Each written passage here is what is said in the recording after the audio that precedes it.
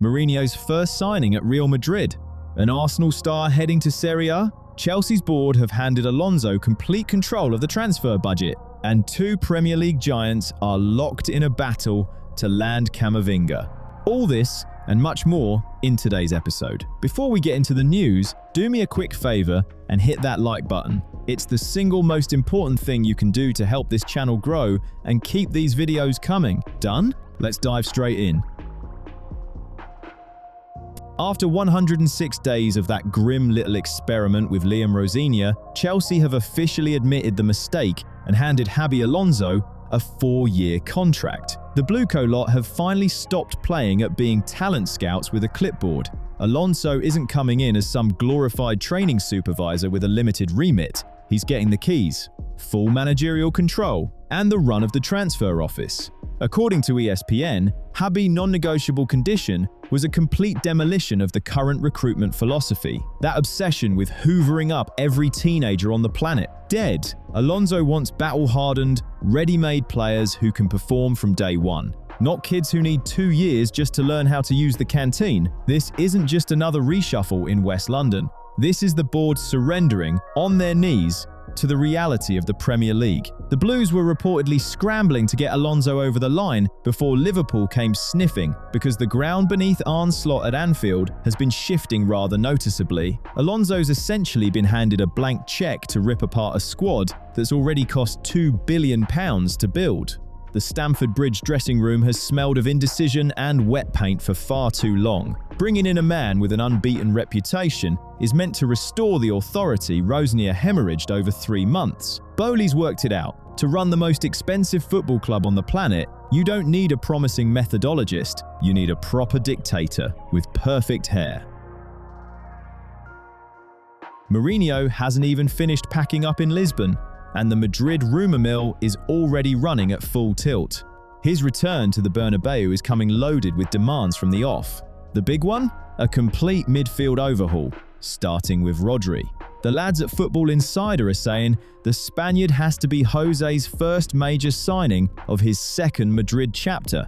Now, technically, Mourinho is still Benfica's manager. He keeps feeding the press lines about making his final decision within a week. But in reality, his people are already working the corridors in Madrid. The logic is pure Mourinho, blunt and brutally effective. He doesn't want raw teenagers with potential. He wants a finished tactical monument. Rodri is a Ballon d'Or winner, an elite metronome who can instantly restore control and leadership to a scorched midfield. Exactly the profile for a manager who builds everything around ironclad balance. The whole intrigue pivots on one thing: the contract. Rodri's current deal at Manchester City runs out in 2027. He's drifting into that toxic final year window. And for any club's hierarchy, that's always the trigger. Either you tie him down now, or you brace yourself for agent warfare and a collapsing transfer fee. The estimated price? €60 million. On the open market, that figure would be laughed out of the room. That's a bargain bin price for the best holding midfielder on the planet. Right, quick one. Some of you watch every single video with the focus of Mourinho in a press conference, but still haven't hit the like button on principle. Don't be the special one in the wrong sense. Tap the thumb, it costs even less than Rodri. The fee gets dragged down by cold, hard pragmatism, the age, the expiring contract, and a heavy injury record in recent seasons. Real love exploiting exactly these vulnerabilities. But City aren't amateurs either. The club have gone into emergency mode and fast-tracked renewal talks. The new deal has apparently been in the works for a while and is nearly there. Madrid, for now, is just signalling interest through friendly journalists. There's no official bid on the City desk. The City hierarchy know exactly what happens to their tactical structure without Rodri, so they'll simply throw money at the problem and leave Mourinho to build his Madrid foundations out of more affordable bricks. Real Madrid's defensive shortlist is shrinking by the day. Gueye, Upamecano, and Konate are all crossed off, and the search has turned into an endless series. Into that void, Diario AS drop a significant piece of intel. Joško Gvardiol has personally offered himself to Real Madrid. The Croatian, who City pinched 3 years ago, is now the one initiating the move. His thinking is cynical and completely transparent. 2 years left on his Manchester City contract, and not a single conversation about an extension has started. Gvardiol's camp are frantically testing the water before the club loses its leverage. Perfect timing for a Bernabeu exit. Madrid desperately need a new leader at the heart of defense. But right now, Gvardiol is a classic pig in a poke. Chronic shin problems and a price tag that will make your eyes water. The risk is enormous. Paying a record $100 million for a centre-half who spends more time in the treatment room than on the pitch is a deeply questionable investment, even for a pragmatist like Perez. The situation in Manchester is starting to look like the beginning of a mass evacuation. Gvardiol isn't the only top name being quietly shopped to the Bernabeu. Bernardo Silva's name keeps cropping up too, reportedly preparing to leave the Etihad as a free agent. The Portuguese clearly wants to catch Madrid's train before it pulls out of the station for good. For Real, it's a rare chance to land the brain of the current City side for next to nothing, but the sporting department's main focus remains firmly on that problem at the back. There was a time when signing for Real Madrid felt like the pinnacle of a career. Now it's starting to look like jumping off a sinking ship.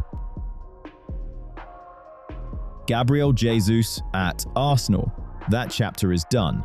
According to Caught Offside, Milan and Juventus are already running the numbers, while Mikel Arteta quietly ushers the Brazilian towards the exit.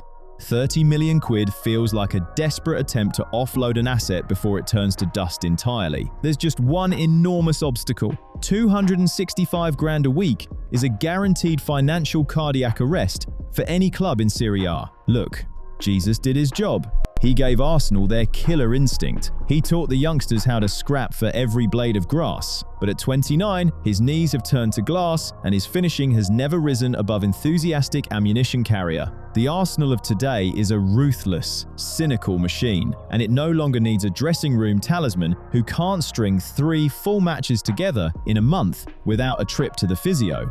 Italian football suits Gabriel's tactical intelligence perfectly.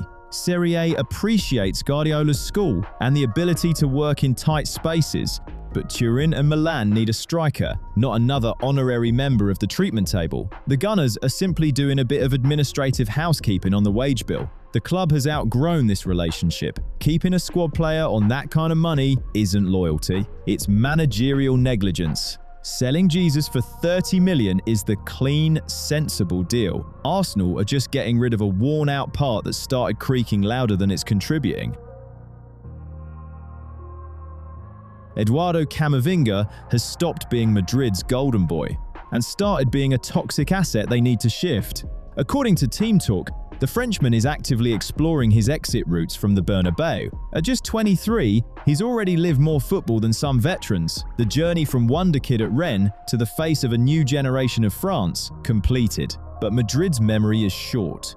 Being left out of Deschamps' World Cup squad was a hammer blow to the ego. And when your club minutes are shrinking at that rate, ambition and reality start to collide spectacularly. Arne Slot at Liverpool is building a system that desperately needs exactly this kind of intelligent engine. Camavinga is a rare hybrid, ferocious in the tackle, but silky when he drives with the ball. His versatility is almost alarming. One day he's patrolling the defensive midfield. The next he's covering the left side of defense without dropping a single notch in quality. For Liverpool, that's tactical flexibility their rivals simply can't match. Slot wants players who can control the chaos in transition. Camavinga is one of the best in the world at exactly that. Right, quick pause. If you've been watching this channel for ages and that subscribe button is still red, that is a tactical error worse than anything Manchester United have done in the transfer window. Sort it out, subscribe and turn on notifications. Content drops here faster than Camavinga switches position. Let's go! At Manchester United, the need is even more urgent. Michael Carrick goes into his first proper full season needing a mental backbone. The club doesn't just see the Frenchman as a starter, they see him as the ideological centre of the entire rebuild. While Chelsea and Spurs are timidly feeling things out, United are ready to move. £50 million for Champions League experience and a mentality forged in the fires of Madrid's relentless scrutiny, that's not a transfer fee, that's a gift. The Premier League's pace suits Camavinga's athleticism down to the ground. His recovery speed and positional discipline will be a nightmare for anyone trying to counter. He's been built to survive in environments where expectations are sky high and the pressure never lets up. English football's physicality isn't a threat to him, it's his natural habitat. Liverpool are offering structure. Old Trafford is offering the chance to be a saviour. It comes down to one question: stay as an expensive shadow in Spain or become the main man in the richest league on earth. Eduardo has spent long enough playing the role of elite utility man. It's time to become the general before Real Madrid turn his talent into a priceless antique on the bench.